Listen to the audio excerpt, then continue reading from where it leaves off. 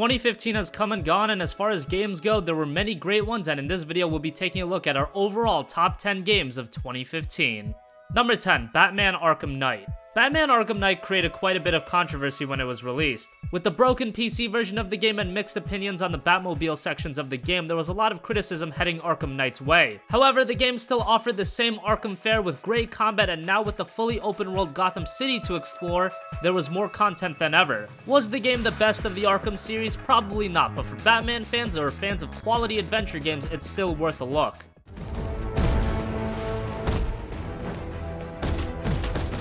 You can check it out on PS4, Xbox One, and even the PC version somewhat works now. Number 9, Uncharted: The Nathan Drake Collection. Yes, I know Uncharted: The Nathan Drake Collection is a compilation of games released several years ago, but it still makes it onto this list, and those of you that have played Uncharted know why. The series at this point in time is Sony's marquee franchise, and it is such for a reason. While the first Uncharted game hasn't aged that well, it's still fun to go back and see how the series began. The real stars of the collection are Uncharted 2 and 3, some of the best action-adventure games of all time, with great gunplay, a fun story that has perfect pacing, and great characters. If you've never played Uncharted, the Nathan Drake Collection is a must-own.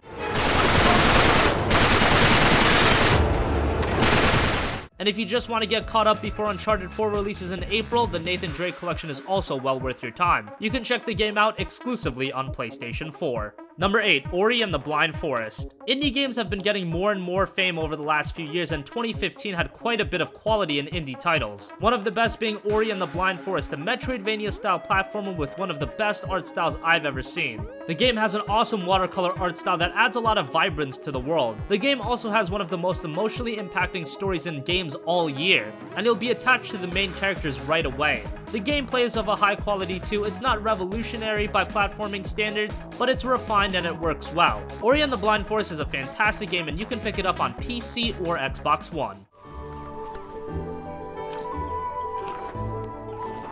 Number 7, Fallout 4. The amount of hype Fallout 4 had was absolutely ridiculous. It was by far the most anticipated game of the year, and with that kind of hype, it's hard to deliver a product that lives up to expectations. Did Fallout 4 live up to the hype? It's hard to say. Is Fallout 4 a great game? Absolutely. While the game did have the typical bugs that Bethesda open world games are known to have, with inconsistent frame rates on consoles and other arbitrary bugs, that doesn't ruin the great experience you have in the world of Commonwealth. Fallout 4 is all about exploration. The world that Bethesda has crafted is amazing, and there's so much to see and do. Yeah, you can finish the main story relatively quickly, but then you're not getting all you can get out of the game. The world is huge, and if you do everything from the side quests to building settlements, you'll be occupied with the game for north of 100 hours. Fallout 4 is by no means perfect, but for fans of open world games, it's a must play. Fallout 4 is available on PC, PS4, and Xbox One.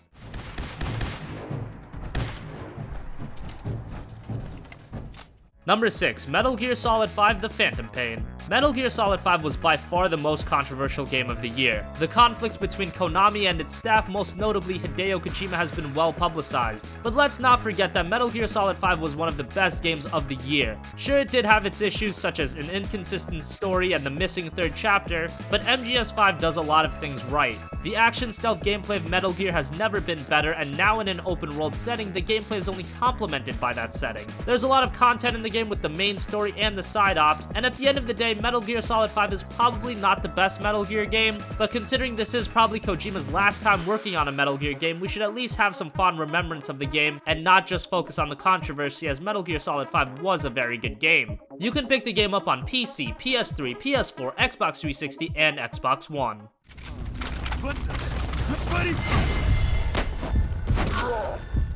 Number 5, Undertale. Possibly the biggest surprise of 2015 was Undertale. Undertale is a game that you really didn't expect to be as touching and moving as it was. In the game, you play as a little child as he navigates the underground, and you meet different monsters, and there are a lot of moral choices, and at first you think the game is just a parody of RPGs or just a comedic game. And don't get me wrong, there is a lot of comedy to the game, but by the end it becomes emotionally engaging and a bit dark. The writing and the character development in the game was excellent, and the combat was simplistic but deep at the same time.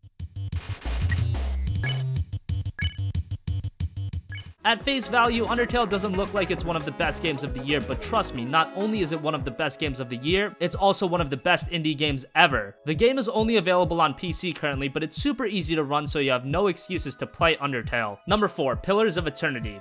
Obsidian did an excellent job with Pillars of Eternity. The game calls back to old school RPGs such as Baldur's Gate, but it also keeps the mechanics of the game fresh and accessible to gamers of today. The writing and the story of the game is particularly very good, and it kept me immersed in the world of Pillars of Eternity. The gameplay is very strategic and does have a bit of a learning curve. Pillars of Eternity also has one of the best soundtracks in gaming this year, with its battle music being some of the best. Yeah. Let's go! Sure, the graphics and the art style might be dated to a lot of people, but the RPG fans that Pillars of Eternity really caters to won't care about that. If you're a fan of isometric RPGs, Pillars of Eternity is an absolute must-buy. The game is exclusive to PC, but just like Undertale, you won't require anything crazy to play this game, so you probably have something that can run it. Number 3, Rise of the Tomb Raider. It's quite a shame that Rise of the Tomb Raider went as underlooked as it did. Part of that reason could be because it released the same day as a juggernaut like Fallout 4 or the timed exclusive release, but regardless, Rise of the Tomb Raider is one of the best games of the year. If you even remotely enjoyed 2013's Tomb Raider reboot, Rise of the Tomb Raider is a must-play. It does everything the original game did, but better. The story and the writing are much better, with the plot being very engaging and the antagonist being one of the better characters in the franchise outside of Lara. The gameplay is more diverse and you have options in how to tackle various objectives, and the world, while not as big as a traditional open world game, it's much bigger than the 2013 games, allowing for much more exploration. Crystal Dynamics did a fantastic job with Rise of the Tomb Raider, and you can play it on Xbox 360 and Xbox One right now. A PC release is planned for early 2016, while a PS4 release is scheduled for the end of 2016.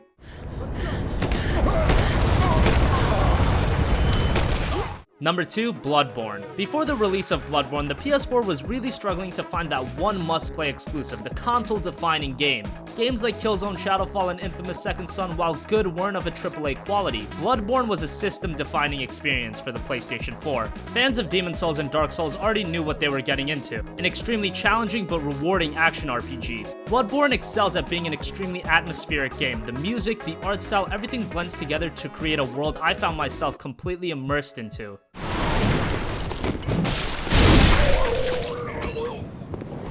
Some people may never get into From Software's games, whether it's too difficult or for the fact that it lacks a direct story, who knows. But for those who want a challenging game with one of the best settings and atmospheres in a game ever, give Bloodborne a look. It's truly the PS4's system-defining and console-selling exclusive currently. Number 1, The Witcher 3 Wild Hunt.